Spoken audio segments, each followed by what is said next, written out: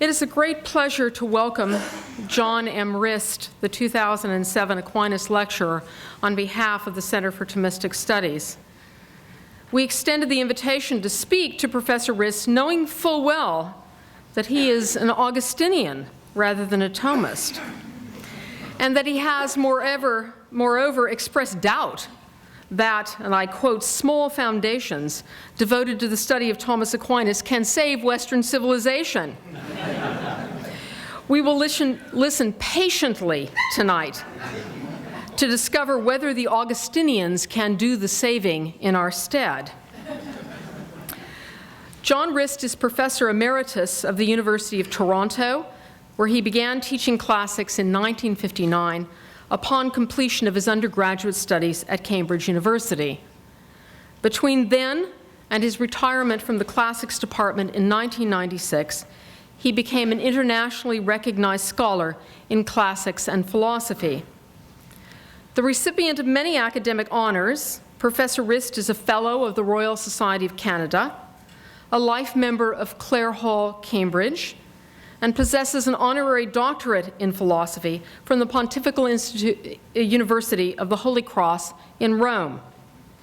He currently lives in Cambridge with his wife Anna, who's with us tonight, and travels to Rome yearly as visiting professor at the Istituto Patristico Augustinianum.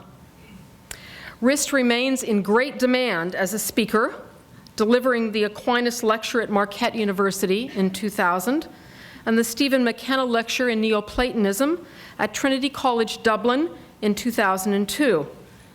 He was in the United States again last fall as part of Catholic University's lecture series on the thought and writings of St. Augustine. Professor Rist has a formidable reputation, both as a teacher and a scholar. Upon his retirement, his colleagues remarked that their graduates would, I quote, remember John as an indefatigable critic of second-rate work and a seemingly inexhaustible font of knowledge.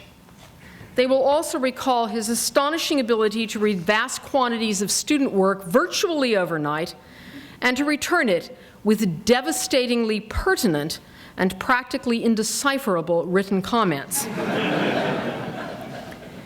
His scholarship has a remarkable breadth and quality. His 12 books and over 80 articles show his mastery of ancient Greek philosophy, Neoplatonism, and patristics. In his On the Independence of Morality, John Rist argues that, I quote, the rational theist will refuse both horns of Machiavelli's original dilemma, unquote. He will neither withdraw from politics for fear of dirtying his hands, nor will he agree to dirty them because this is an inevitable concomitant of public life. Human beings, radically incomplete and therefore incapable of moral perfection, must nevertheless strive in their personal and public lives against today's downwardly mobile moral culture. Tonight, Professor Rist continues his reflections on this theme in his lecture, Practical Reasoning After the Fall. Professor Rist.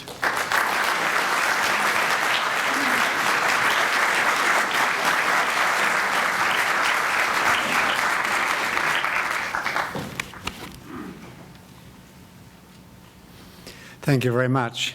It's an honor to be here, and I hope you can all hear me at the back. Please shout if you cannot. Among the proposals I made or endorsed in that book just mentioned, Real Ethics, were the following themes. 1, the basic question in ethics, or metaethics, is whether we live in a value-free universe. 2, this problem has been faced directly by very few philosophers, the great exception being Plato, who argued to the effect that, barring fudging, unless there is a transcendental reference point, apparently moral judgments are ultimately judgments of more or less thoughtful preference. A corollary to be drawn from that is that morality, in quotes, is available for use as a device by which those in the amoral know can manipulate those who are not. 3, What is normally now held to be practical reasoning cannot of itself deliver a moral ought, nor indeed moral value judgments. In contemporary philosophy, practical reasoners, in the footsteps of Kant, are inclined to rely on a presumed value of persons, however identified, to which only the Christian theology they have abandoned, or a Platonizing metaphysic which they detest, would entitle them. 4. I also argued, albeit partly by indirection, that practical reasoners are right to suppose that moral reasoning is instantiated in human choices. But I added that such choices do not invent what is right or reveal it simply in virtue of their own activity, and that they could successfully identify it only by implicit reference to the transcendent good of which Plato, for all his genius, was able in his place and time to give only an incomplete account. For such a transcendent good can only be an active person, that is, in ordinary parlance, God, in whose nature the individual good and the right choices of human beings participate. Without such a transcendent reality, moral reasoning, however coherently and cleverly conducted, is a delusion. This evening I want to devote attention first of all, but by no means exclusively, to moral debate within a particular set of agent-relative theories. That is, theories of a non-consequentialist type, which argue that the truth of moral judgments is determined not merely by the end states achieved, but primarily by the nature and causes of decisions made by each particular individual. But I shall also argue that, at least in political life, the sad fact is that we cannot leave consequentialism entirely aside.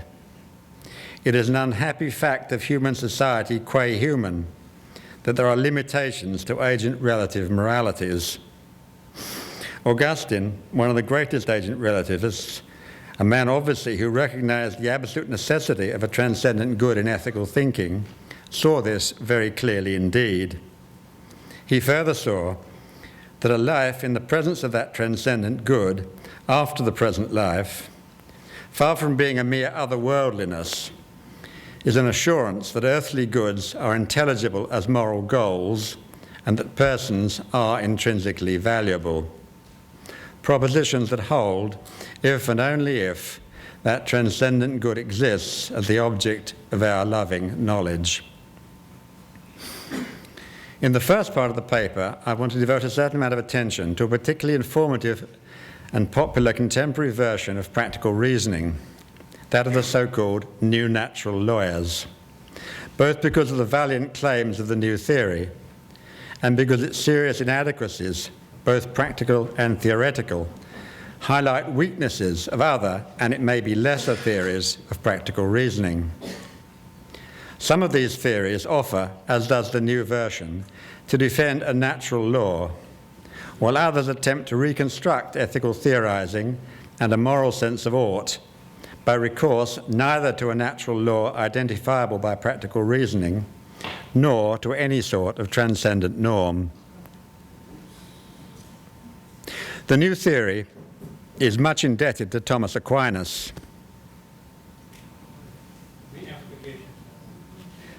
The new theory is much indebted to Thomas Aquinas, and its seeds were planted in a commentary by Rist on question 94, articles 1-2 of the Prima Secundae of Aquinas' Summa. Though in many of its more recent expositions, it claims either to fill in lacunae in Aquinas' theory or to correct him on some substantive points. Indeed, in presenting itself as a new natural law system, it eschews the more historically focused, though not always more historically accurate, Thomisms of those it labels neo-scholastics. Insofar as my own comments concern natural law, they too are not intended simply to present or represent the views of Aquinas. My approach is philosophical rather than historical, though I shall argue that what I take to be Aquinas' position, roughly speaking, is in important respects preferable to that of the new lawyers, and that in some of these respects, and indeed more generally, it deserves to play a major role in the eventual construction of a more complete ethical theory. But I shall also argue that a more explicit recognition of certain Augustinian features of an intelligible moral life will be needed in the construction of that more complete version. But why begin the present inquiry with Aquinas, who was not the first to speak either of natural law or of practical reason? Part of the explanation is that because of difficulties in understanding the nature of practical reasoning in Aristotle, Aquinas' primary philosophical source, it's crucial to see the direction in which Aquinas himself proceeds. For it was Aquinas who made a first principle of practical reasoning central in ethics, whether or not such a principle was implicitly or explicitly available before him, or indeed already present in Aristotle.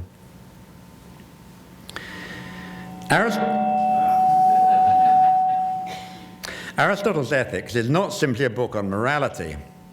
Its subject matter is much wider, treating of the good life as a whole and of what it means to speak of human flourishing, or in his language, of happiness.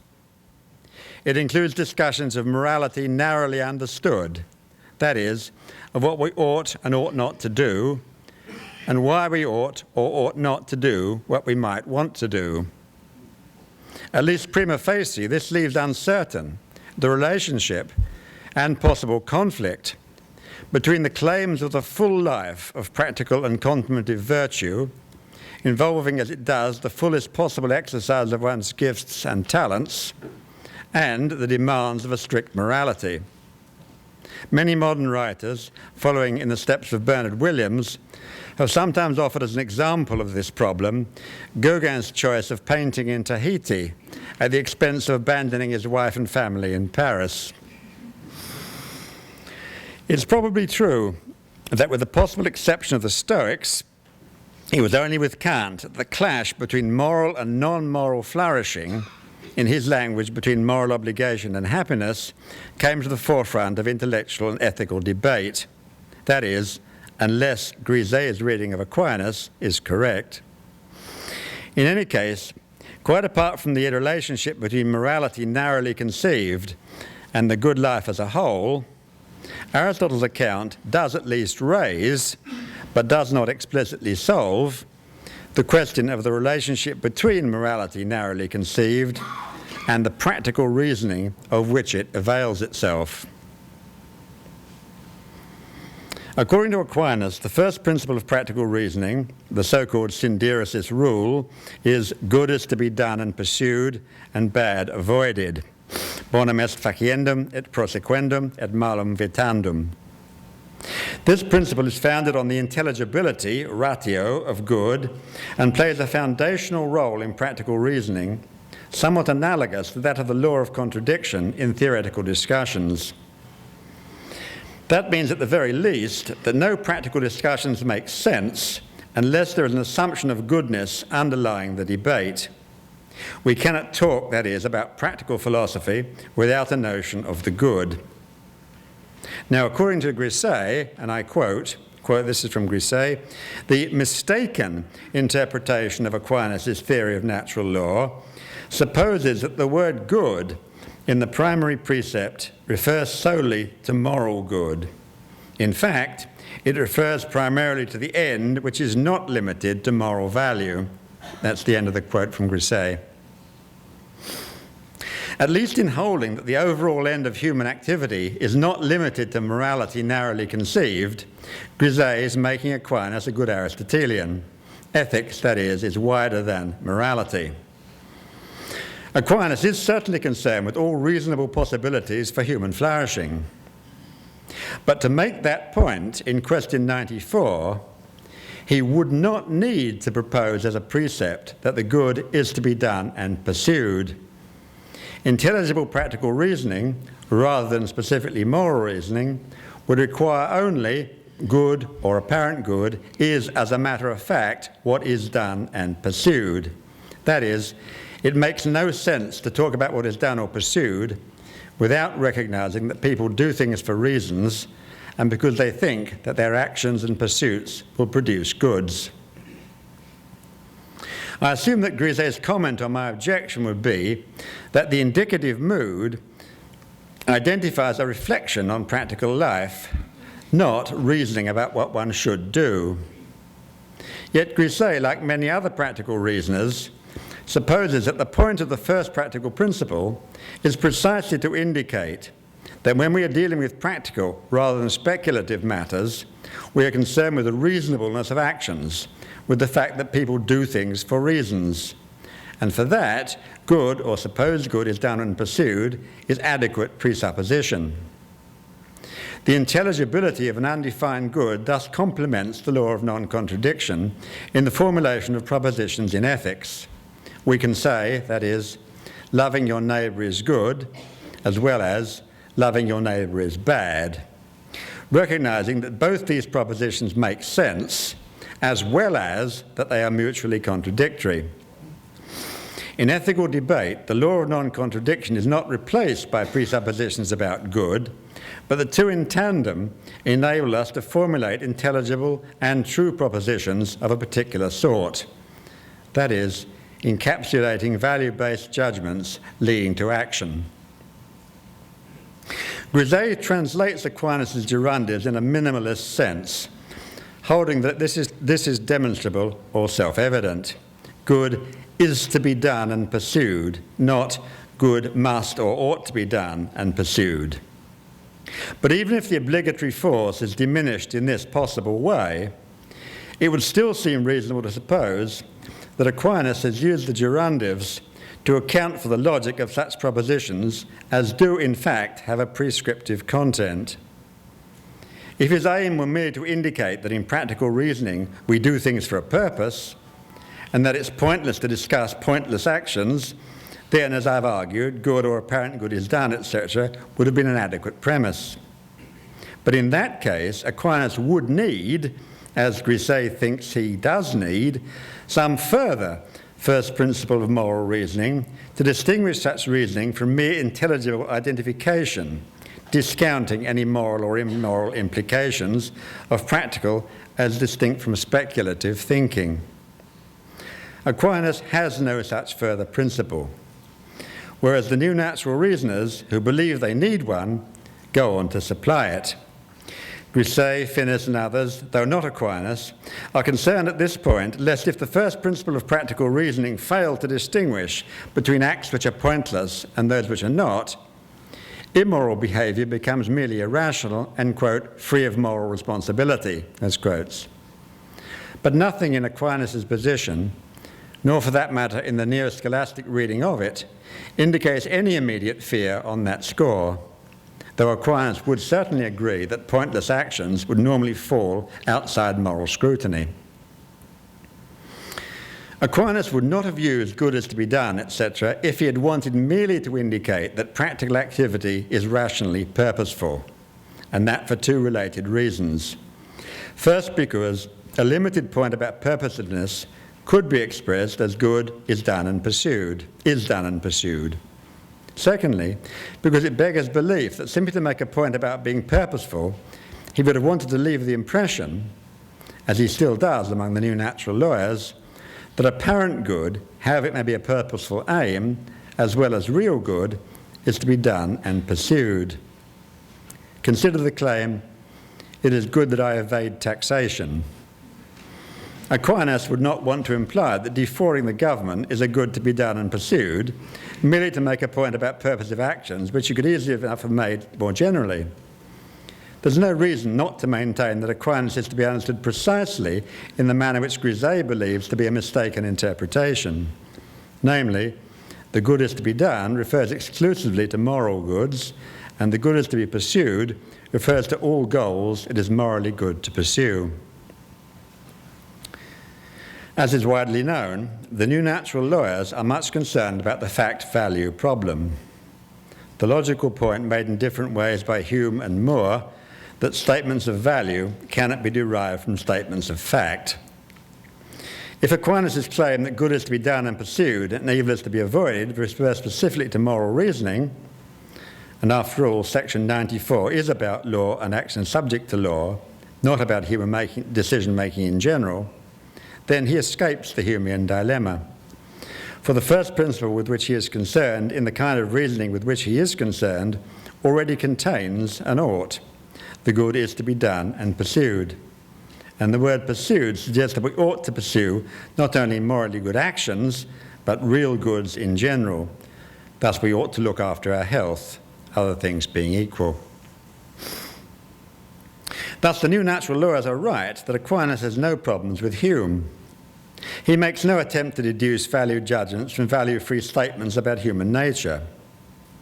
What he does, however, is acknowledge that when we are discussing moral action, we are dealing with a moral world, and in that world we can't avoid using both evaluative words like good and prescriptive words like must or ought to identify content or apparent content. We simply cannot discuss our seemingly ineluctable moral space without using the language of evaluation and obligation. But if all our objective moral beliefs are delusions, then of course the moral space has to be filled with what we choose as a set of moral substitute beliefs to serve whatever term we judge reasonable or convenient. In that scenario, we may invent, quote, morality, close quotes, as distinct, for example, from convenience, by sacralizing convenience language as though it were moral. Thus, the atheist may speak of the, quote, sacredness of human life, as quotes, hyperbolically, no doubt, and illogically, but with the potential to delude or self-delude. The question whether there is a moral world at all, as distinct, that is, from whatever beliefs we can construct rationally or in some other way, and endow with some more than conventional moral significance, is, as I argued in Real Ethics, the most important question in moral philosophy, and one of the most important in metaphysics, since any metaphysical world is distinctive that includes a set of goods independent of our own decisions and wishes. In ethics itself, obviously the ramifications of the principle are of enormous importance, since if there is no independent world of values, we have no right to speak even of intrinsic goods, except in the sense of goods which we want, whether reasonably or unreasonably, to treat or proclaim as ends as well as means. Our determination of the basic question about a world of values will, or logically should, radically affect the ways in which we view human beings, both as a set and individually.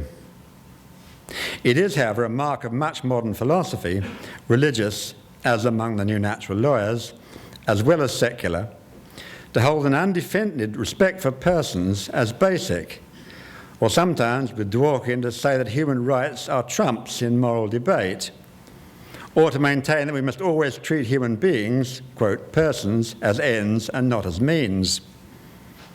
All which hopeful propositions are thrown into serious question, indeed are reduced to nothing beyond the constructs of the human beings they envisage, whether as a whole, in groups, or individually, if there is no mind-independent source of value.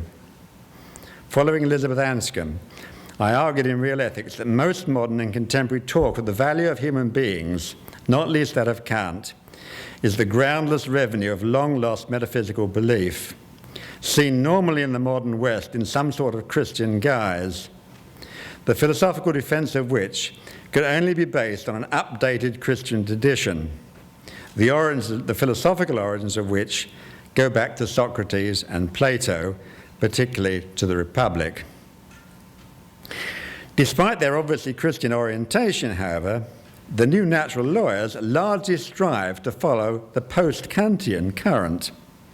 Aquinas, of course, does not. For him, God is the good in which all morally good acts participate, while persons have value insofar as, inasmuch as, they are created in the image and likeness of God, a much neglected theory until, again, between the period between the Middle Ages and very contemporary writing. Aquinas holds that the natural law exists by participation in the eternal law, that is, in God. He thinks he can demonstrate God's existence, how successfully is still argued. But he makes no attempt, and would regard such an attempt as fruitless, to propose a natural law outside a theistic context. It is indeed within such a context, that of the Summa Theologiae, there are chapter 94, and the other parts of the so-called treatise on law are found.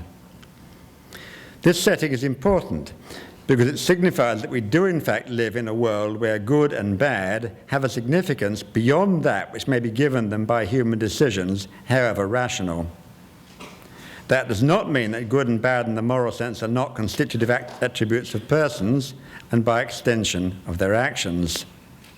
What it does mean is that this sense is dependent neither on human choice nor on the structure of practical reason itself, as Kant, for example, supposed. Even though he had discarded Platonic metaphysics and hence has perhaps no proper entitlement to such a claim, Aristotle thought that moral actions are performed not immediately for the sake of flourishing, eudaimonia, though they certainly promote that, but for the sake of the fine, to kalon, the beautiful, the inspiring. They have something intrinsically noble and inspiring about them, and that nobility does not depend on the subjective judgments of human beings as individuals or in groups, though well-formed individuals and communities will be able to recognize them. As for Aquinas, the providential order of the universe guarantees that our rational inclinations, insofar as they are properly rational, a matter over which there may be genuine difficulties, are inclinations to our human flourishing, to our real goods, and to the real good, capital G. I argued earlier, elsewhere, that Kant assumed rather than successfully demonstrated that persons are intrinsically valuable. And in this, I claimed that the new natural lawyers look too Kantian. For since, in apparent contradistinction from Aquinas, they find no moral guidance in the grounding of their first principle of practical reasoning in a providential order, it indicates only that properly practical language must be intelligible. They need to discover a specific source for morality. But here they understandably waver. At times they veer towards a semi-Kantian view that a certain coherent kind of rational activity in itself will generate correct plans of conduct. At other times they develop Kant's respect for all persons into what at first hearing, though perhaps not ultimately, appears a curiously Benthamite-sounding notion that it's moral to promote the integral fulfillment of all such persons. The effect of these moves, as in Kant, is to introduce a moral ought. But the new natural lawyer's specific procedures are quite different. The undefended assumption, which would be rejected by the moral nihilist, that persons have intrinsic value, is still there. But it's combined with several further propositions, of which the following are perhaps the most significant. 1. That since the primary pre-moral goods, the objects of rational deliberation, are incommensurable, the only rational course is not to act directly against any one of them. 2. That contra any apparent Benthamism, the integral fulfillment of all persons is an ideal and is not to be used as a measure for the illicit weighings of pre-moral goods. That is, we do not work out which good promotes it more than which other. It represents a standard by which the limited success of our moral life can, at least theoretically, be measured. 3. That we should follow the golden rule, do as you would be done by. I note, however, following Augustine in De Libero Arbitrio 1, that unless carefully formulated, this rule justifies wife-swapping. In his more recent writings, and especially in Christian Moral Principles, Grisey has proposed that faith in Jesus Christ transforms the ideal of integral human fulfillment into a reality and enables us to cope with the pressures of consequentialist immorality. Robert George, on the other hand, in the course of replying to Hittinger's critique of the new theory, makes no attempt to follow this fideist route, seeming to assume that it's unnecessary. I shall generally be concerned with the non-fideist approach in the present discussion, noting at the moment only that Grisset seems to resort to revelation less to solve specific problems in ethics than to answer the question of how moral action can be thought possible at all if the moral universe is as unsettled and recalcitrant as he and many others describe it. To that empirical point, which seems to highlight an intolerable paradox in Grisset's general approach, I shall return in due course. In the meantime, I note that whereas Aquinas thinks of the existence of God, his creation of man, and the consequent value of persons as the necessary preconditions both for moral theory and for moral action, Grisset appeals to theology only to guarantee that moral action is possible amid the temptations of consequentialist life. Although pre-moral goods may appear to be incommensurable, they are certainly not of equal importance. It would seem prima facie reasonable to suppose that to deprive someone deliberately and directly of his play to save his life is less serious than to deprive him of his life. On this sort of question, the new lawyers, while assuring the Stoic position, involved themselves in difficulties such as those in which the ancient Stoics had earlier become entangled. For the ancient Stoics, they say all sins are equal, and they therefore should all be avoided.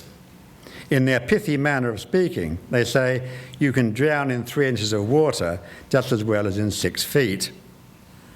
Which of course does not entail that if I have young children in my garden, I should be as worried about them falling into a puddle as into a pond. The element of truth in the Stoic thesis is that qua sins, all sins are indeed equal. But just as I may display more mathematical knowledge if I make one sort of mistake rather than another, so there may be some, even among those sins deliberately committed by direct disregard of one of the primary goods, which indicate more serious moral deficiencies than others, as any half-rational person would recognize. That is not to say that there may not be cases where I have no idea which sin is the less important. It is merely to say that all apparently sinful circumstances, however defined, are not of that kind, and that there may be cases where what is normally sinful is now not sinful as such. This last is no mere theoretical point, as we shall see. For if we follow the precepts of the new natural lawyers, we shall have to ask ourselves, we shall have to hold ourselves aloof from many essential tasks in society, thereby leaving the field wide open to the less scrupulous or less self-concerned. Robert George has usefully documented the development of the new theory. As he rightly points out, in Grisset's seminal article and in Finnis's Natural Law and Natural Right, there is little clear indication how we are to move from the first principle of practical reasoning to specifically moral norms. The link was originally supposed to be a standard of reasonableness, understood as grounded in the concept of integral human fulfillment. But this seemed too abstract, and Grisset and others accordingly developed what they called modes of practical reasonableness, some of which I've mentioned above.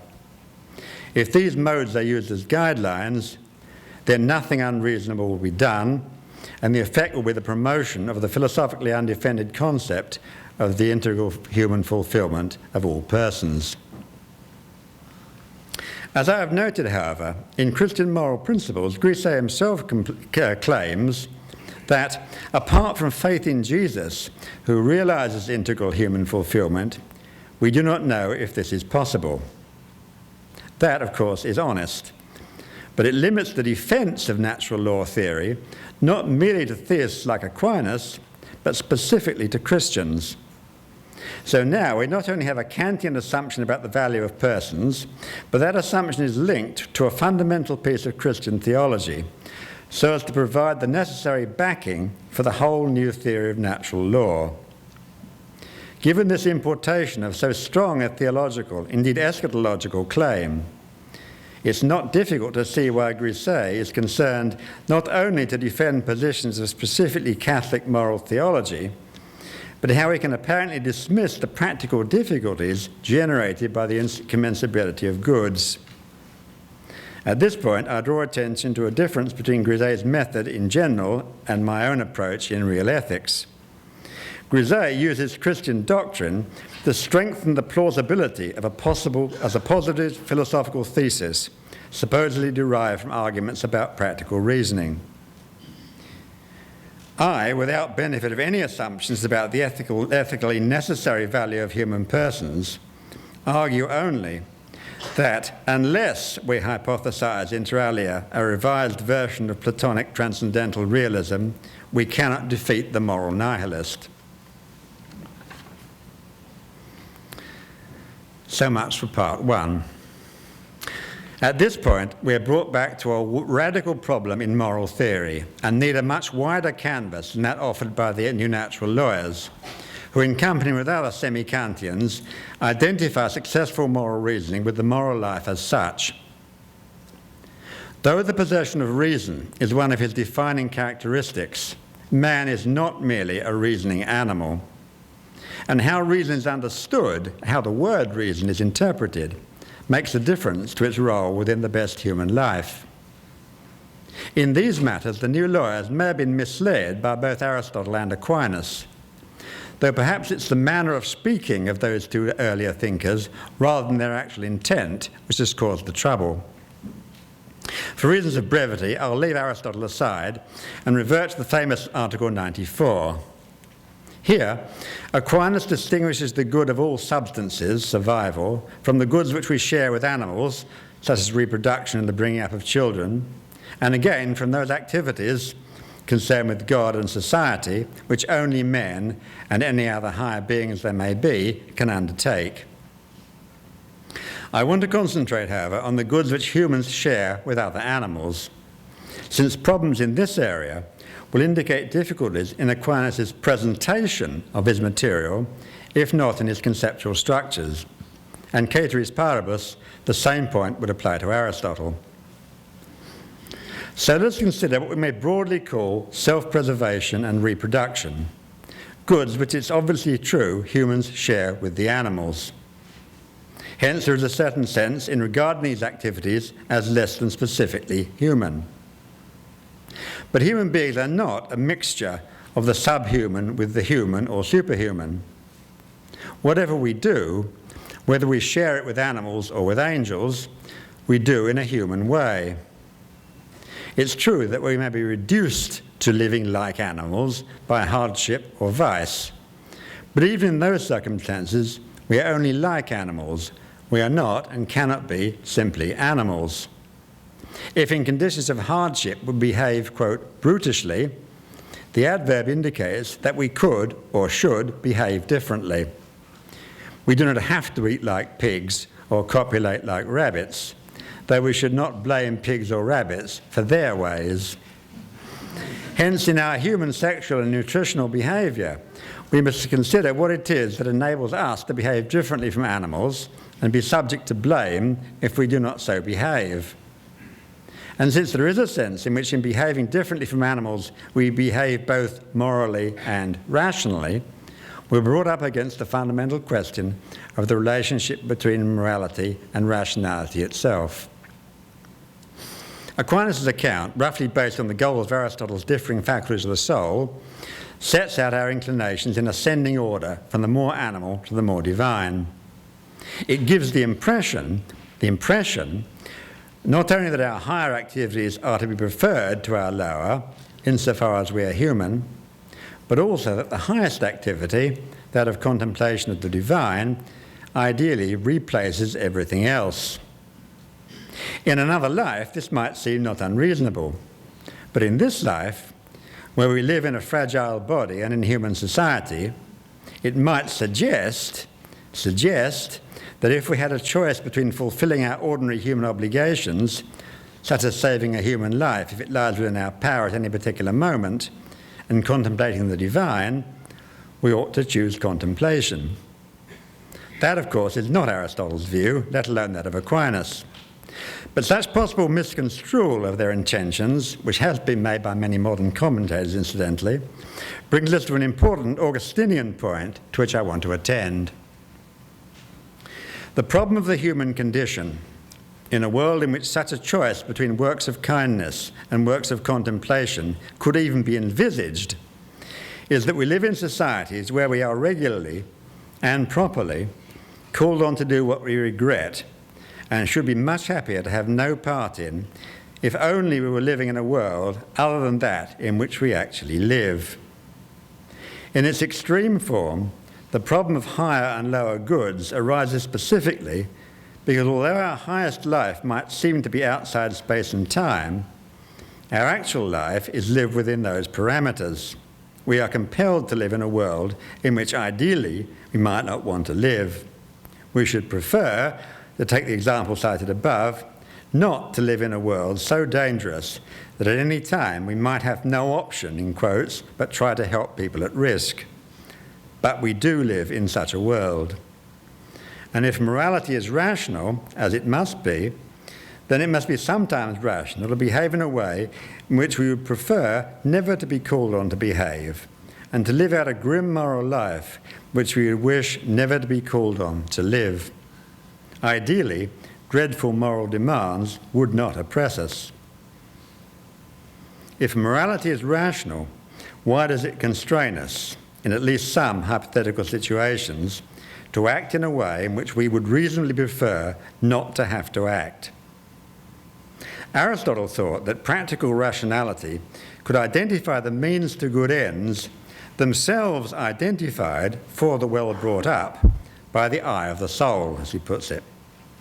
Modern non-consequentialist practical reasoners normally reject that kind of what they call virtue intuitionism. They either hold with Kant that the structure of practical rationality itself will generate a notion of moral duty, or with the new natural lawyers and others, that a wholly consistent rational attitude towards our apparent goods will eliminate those which are non-moral. I've already observed that the Kantian approach both fails of itself to demonstrate any content for the word ought, and is inclined to supply that content through unsupported assertions about the value of persons. Other practical reasoners may think that the simple avoidance of an incoherent consequentialist calculus, at whatever the cost, will ensure that we behave morally. For them, rationality both identifies possible goods and, fully applied, eliminates those which are, in the particular circumstances, immoral. Thus, moral behaviour for them would be fully rational behaviour, or behaviour without incoherent assumptions.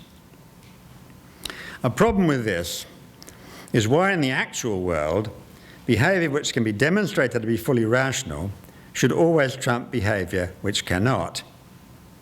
Obviously, it would be silly to argue that, except in very special circumstances, it makes sense on principle to behave in a way which cannot be rationally justified.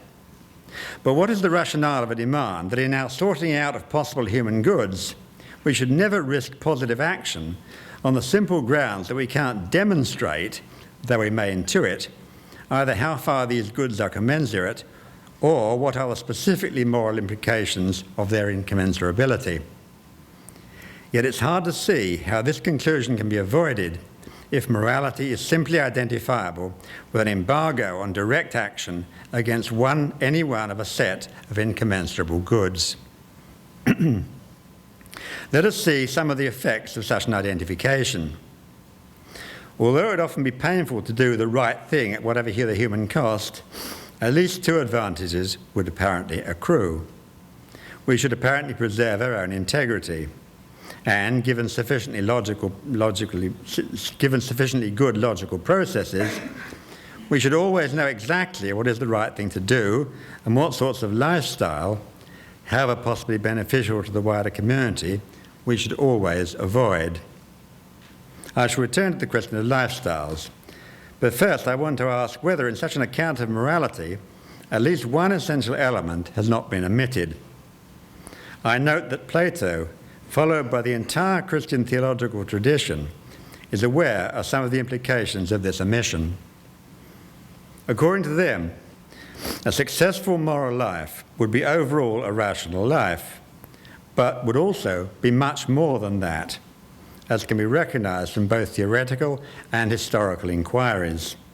Historically, I recall that in a very early writing, Augustine corrected the Stoic account of virtue, according to which all the virtues are modes of right reason, by insisting that they are rather modes of love.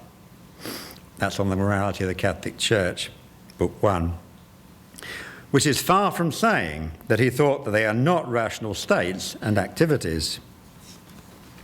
More theoretically, if we ask a patient whether he'd prefer to be looked after in a hospital by a nurse who is kindly rather than one who does their job merely out of a sense of obligation, then, given it may be even an unequal degree of skill for both nurses, he'd be almost certain to favour kindness over duty, and with good reason. And if we consider friendship, it's clear that friendship is not a good merely because, as Epicurus thought, it makes sense to have friends, but because through friendship one can express and receive peculiarly human excellences, the qualities, that is, of love. Reflection indicates that love is at least one factor which needs to be added to reason to make up the best kind of human behaviour, which I will continue to call morality, though the term is usually nowadays applied merely to duty-driven activities. There is obvious truth in Augustine's famous dictum, "Love and do what you will," provided it is not reduced to feel good towards someone and do what you will, or be sincere and do what you will, or even do what you love to do, but means love what is the best and act accordingly. But here is the rub. How do we know what is that best that is to be loved? And which for Augustine, of course, is the Christian God. Much talk about practical reasoning and morality not only neglects the role of love in the moral life, and generally in the best life for man, but assumes a radical dichotomy between knowing, specifically knowing the good, and loving the good. But the acceptance of this dichotomy is a peculiarly modern and contemporary phenomenon that Plato and many other later thinkers would not have recognised. It's obviously true that there is a conceptual distinction between knowing and loving, between knowing the good and loving it.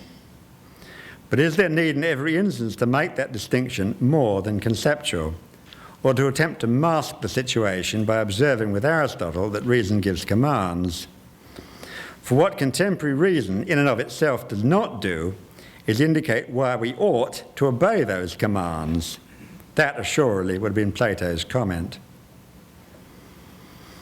I argued in Real Ethics that in the Republic, discussion centres not just on three parts of the soul, but on three kinds of lifestyle. For present purposes, I need consider only the highest of these. In the best life for Plato, the life of his philosopher king, we love the good insofar as we know it. We always have some sort of inkling of the good, but as a result of living a certain kind of life, we both come to recognise the necessity of that good's transcendence, and our love of it is revealed as surpassing all lesser loves. Hence, for Plato, it's impossible to know the good without loving it, and it's impossible to love the good without knowing it. Reason, as he understood it, is not arid in a Cartesian mode, but erotic. One of the advantages of this position is that akrasia, the phenomenon of knowing the better and doing the worse, becomes impossible for the good man.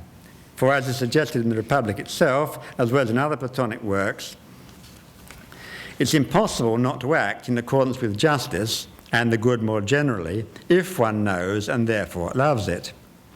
If I say that I love the good, or any good, and will not act in accordance with it, or where appropriate for its good, I do not love it in the first place. No one will be deemed to love his children who is unwilling to do things for them. The contemporary desiccated conception of a reason divested of any constitutive erotic component implies the exclusion of love from the rational and hence the good life, whereas the Platonic conception of knowledge not merely tolerates the presence of love as a component, but is nullified without it. But it might be argued, even if we operate with a concept of rationality enriched in the Platonic mode. This does not eliminate the need for sets of moral actions to be rationally coherent. And if actions appear to discriminate against real human and insurmountable goods, they cannot be held to be rationally coherent. Hence, they cannot be held to be moral and still are always to be avoided. Finally,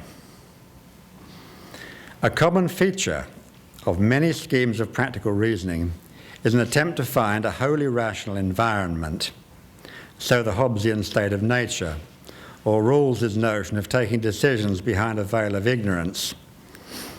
The new lawyers do not attempt to construct a rational utopia and then irrationally apply decisions such as would be taken in that utopia in our actual moral world. Instead, they insist that we must apply the canons of a strictly consistent rationality within the actual world, and since they hold that goods cannot be compared, they also insist that we cannot run the risk of directly discriminating against any genuine human good. I have already commented on the counterintuitive claim that I cannot save someone's life by forcibly preventing him from playing, and there's no double effect escape route here, since I need not hypothesize indirect effects but means to an end. But I have also implied that a very serious practical problem is generated by any more generalized claims of this kind. Namely, professions necessary for human survival and flourishing simply cannot be undertaken by adherents of this morality. But the good must leave politics to those who have no morals, or to the thoughtless who prefer not to reflect on the implications of morality. Throughout the history of ethics and of religion, there have been frequent prescriptions against ways of making a living considered opposed to moral life. Thus, Christians at times have been forbidden to work in the theatre, where it was not unreasonably argued that compromising situations would arise in which decent people shouldn't get involved. Machiavelli was one of those to claim most forthrightly that a choice has to be made between the good life, and by that he meant the Christian life, and the life of politics, to be successful in which, and what's the point of being a failed politician, a man can't avoid dirty hands. In politics, Machiavelli concludes, we have to learn how and when to be cruel. Grisset treats a basically similar point rather differently. Only a strong Christian faith is adequate, he suggests, to ward off the temptations of consequentialism, which is the language, as has often been observed, of politics. For the moment, I'll leave questions of killing aside, but it's certainly impossible to survive as a modern politician without deliberate lying and deceiving. Yet not only for the new natural lawyers, but also for Aquinas and Augustine, direct lying is forbidden. It would seem as an example of the perhaps over-interpreted Pauline dictum, originally applied to matters of religion, against doing evil that good may come. Note, however, that the position of Grisset is not simply that God will make injustices come right in the end. God's role is more specific to ensure that in another life, integral human fulfillment is possible, whatever the dreadful consequences of avoiding dirty hands. What is the would-be good man to do? He knows that lying is liable to become habitual, and as such to corrupt the soul, promoting soul division and an increasing breakdown of integrity. But if he cannot be a politician without lying, the political field is left wide open for the vicious and the unscrupulous. The only option is either that all good men abstain from public life, or that they enter public life and are willing to do what is normally wrong and tending to the corruptions of the soul. This is indeed exactly a part of what Augustine meant when he used the phrase, the darkness of social life. Specifically in the political world, there are many circumstances in which it's impossible to do good while avoiding what is normally to be viewed as serious sin. That is the implication of the fact that consequentialism is the language of politics, and that politics is a here-below art. In a discussion of capital punishment, Aquinas, perhaps unwittingly, offers us a way perhaps to proceed a little further. Following a traditional argument about acts permissible for public servants but forbidden to private citizens, he observes that if an evildoer is killed for the sake of justice, the killing is virtuous, not sinful. Particular circumstances, that is, may remove a possible moral disorder in the agent and make the act just. In particular, public office licenses certain behaviour otherwise forbidden. And in a democracy, of course, it's recognised that in certain circumstances, all citizens are part of a duly constituted public authority. Such will be the case with a citizen's arrest. The main point with which I am concerned, however, is that an official is given the duty of performing otherwise forbidden acts. Of course, the question remains as to which acts he may be licensed to perform, and for what reasons he may be licensed to perform them. One point at least is very clear. The first responsibility of good government is to provide for the safety of the citizens. That means that in certain situations, a political leader may be faced with the choice of lying or even killing in order to prevent a catastrophe.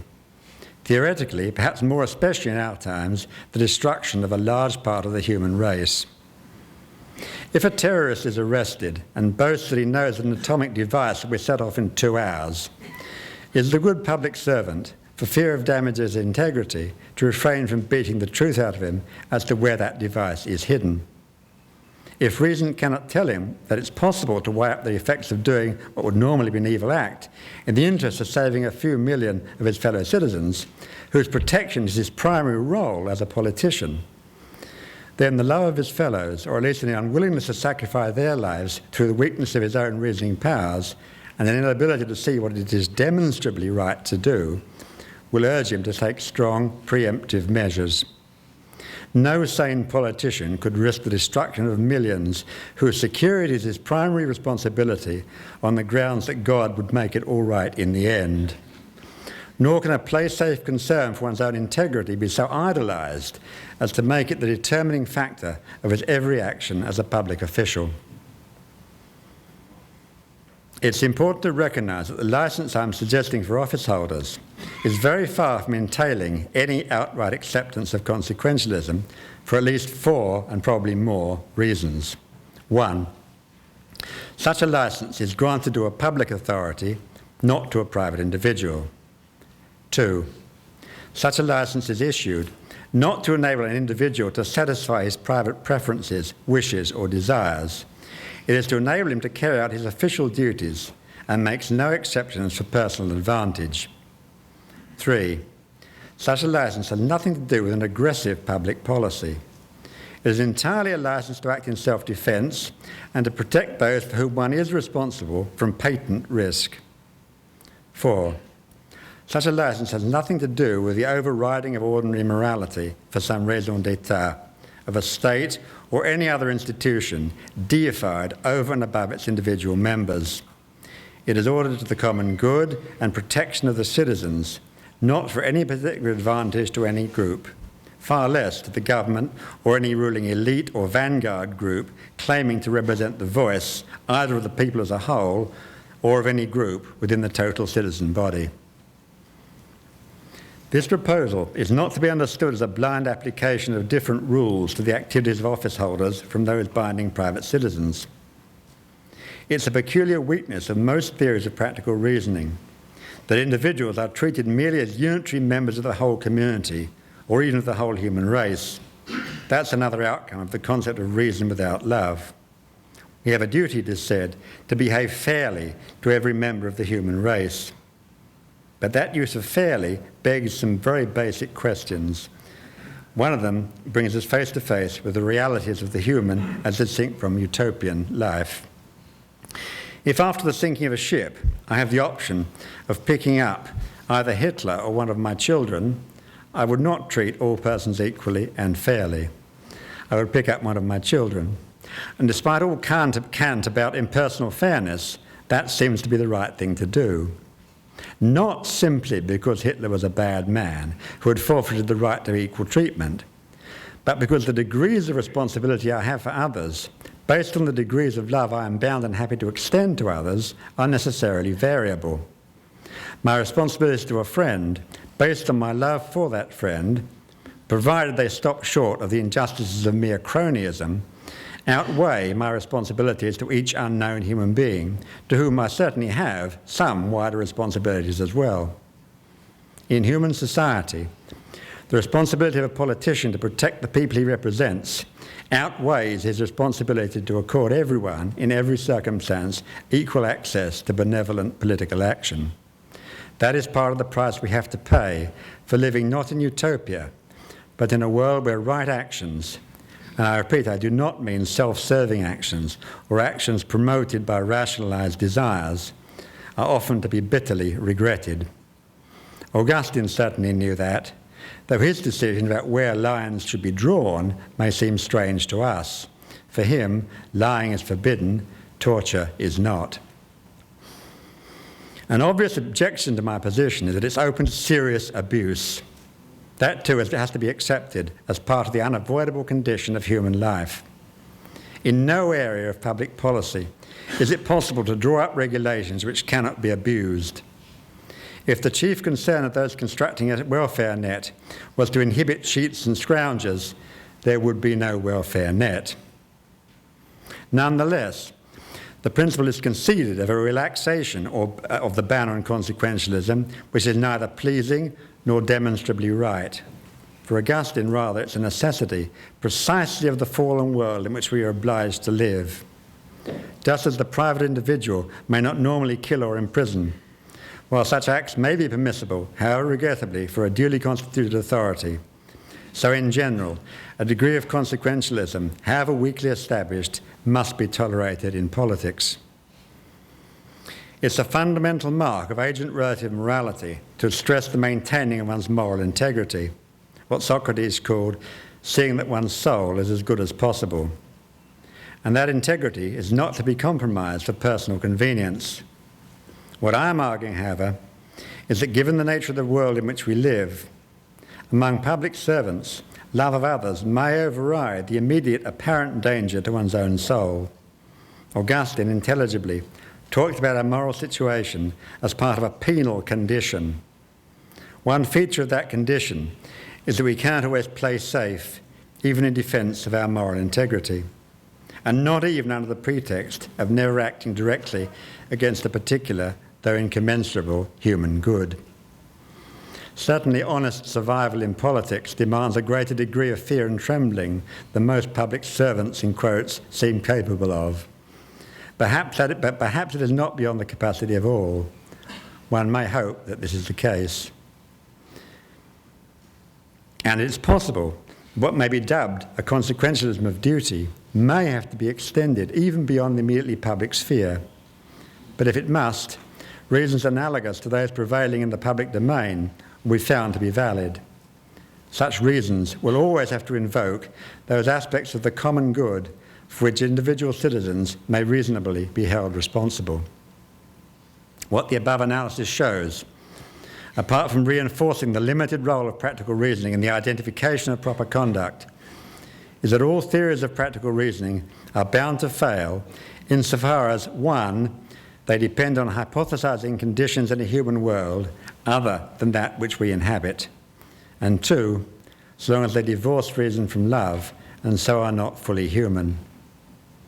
It is our lot not only to live in a world where frequently ought does not imply can, but where it's impossible to be adequately concerned for others without being obligated to behave as we would not wish and as we shall regret, some of us, hopefully many of us, in fear and trembling for our immortal souls. I'd like Augustine, who saw so much of this clearly, to have the last word and cite from Book 19 of the City of God, quote, "In view of the darkness that attends the life of human society, will our wise man take his seat on the judge's bench, or will he not have the heart to do so? Obviously he will sit, for the claims of human society constrain him and draw him to this duty. It is unthinkable to him that he should shirk it." Close quotes. Thank you.